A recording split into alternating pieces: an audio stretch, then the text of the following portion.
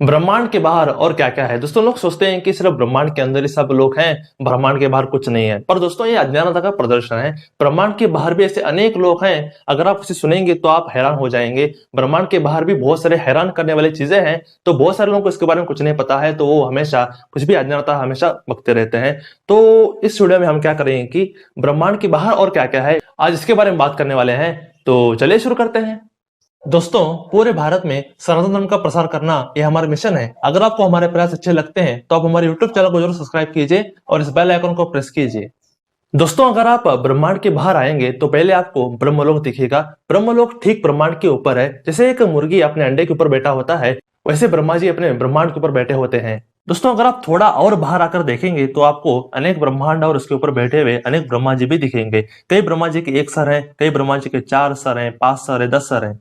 दोस्तों ये सारे ब्रह्मांड करुणादक सागर में तैर रहे हैं। करुणादक सागर में अनगिनत ब्रह्मांड है और पूरे करुणादक सागर के ऊपर गर्भोदक्षाई विष्णु लेटे होते हैं। विष्णु जी पानी पर लेटे हैं, इस कारण उनको नारायण कहा जाता है। दोस्तों इन्हीं नारायण से अनेक ब्रह्मांड जन्म लेते रहते हैं और बुलबुले की तरह फूटते रहते हैं। ऐसे ब्रह्मा जी का जन्म और अंत्य 1 सेकंड में ही हो जाता है, पर उनको बहुत बड़ा एज लगता है।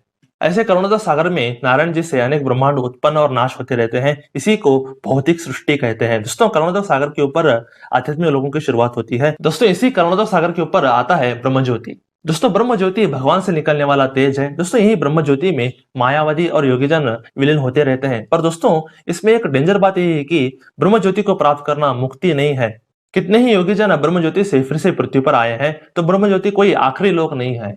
दोस्तों ब्रह्म ज्योति के ऊपर सप्तर्षि लोक आता है। दोस्तों सप्तर्षि लोक में सिर्फ ब्रह्म ऋषि ही जा सकते हैं। दोस्तों सप्तर्षि लोक में 7 उच्च स्तर के ब्रह्म ऋषि रहते हैं। दोस्तों आपने जरूर अत्रि, वशिष्ठ, विश्वामित्र, कश्यप आदि लोगों का नाम जरूर सुना होगा। यही लोग एक मनवंतर तक सप्तर्षि रहते हैं और दूसरे मनवंतर में फिर से अलग लोग सप्तर्षि बनेंगे। दोस्तों सप्तर्षि लोग भगवान ब्रह्मा जी के पुत्र होते हैं और शिव जी के महान शिष्य होते हैं। दोस्तों अगर कोई 40,000 साल या 50,000 सालों तक तपस्या करके ब्रह्म ऋषि बन जाता है तो उसको अगले मनवंतर में सप्तर्षि पद दिया जाता है। तो यहाँ पर सिर्फ ब्रह्म ऋषि ही आ सकते हैं।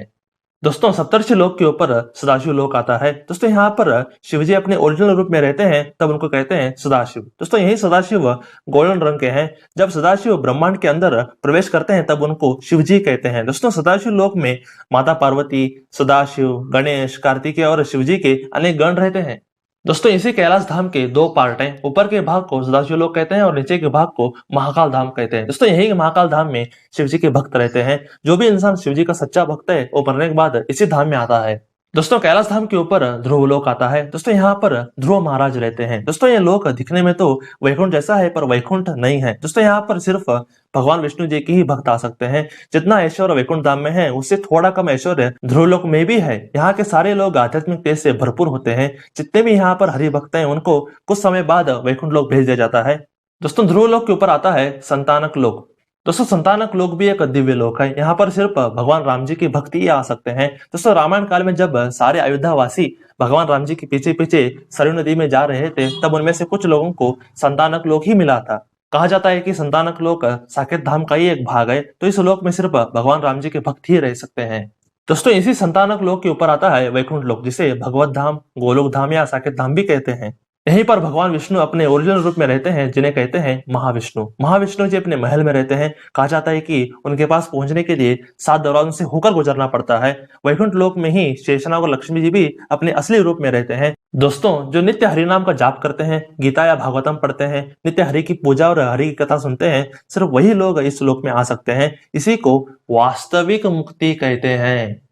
तो दोस्तों आपको समझ में आ गया होगा कि ब्रह्मांड के ऊपर भी क्या हो सकता है। तो अगर आप नित्य हरे कृष्ण महामंत्र का जाप करेंगे तो आप इन सारे लोगों को पार करके भगवत धाम पहुंच जाएंगे।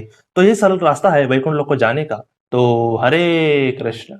दोस्तों हम हमेशा सनातन धर्म के बारे में ऐसे ही गुप्त ज्ञान हमेशा लाते रहते हैं। अगर आपको ये वीडियो अच्छा लगा हो तो आप क्या कर सकते हैं, आप इसे लाइक कीजिए, आप इसे शेयर कीजिए अपने दोस्तों के साथ, अपने परिवार वालों के साथ, अपने रिश्तेदारों के साथ जरूर शेयर कीजिए। और थर्ड बात क्या है कि आप सब्सक्राइब जरूर कीजिए, क्योंकि आपको ऐसे ही बेहतरीन कंटेंट हमेशा इस चैनल से हमेशा मिलती रहेंगी। इसलिए आप क्या कीजिए, जरूर सब्सक्राइब कीजिए।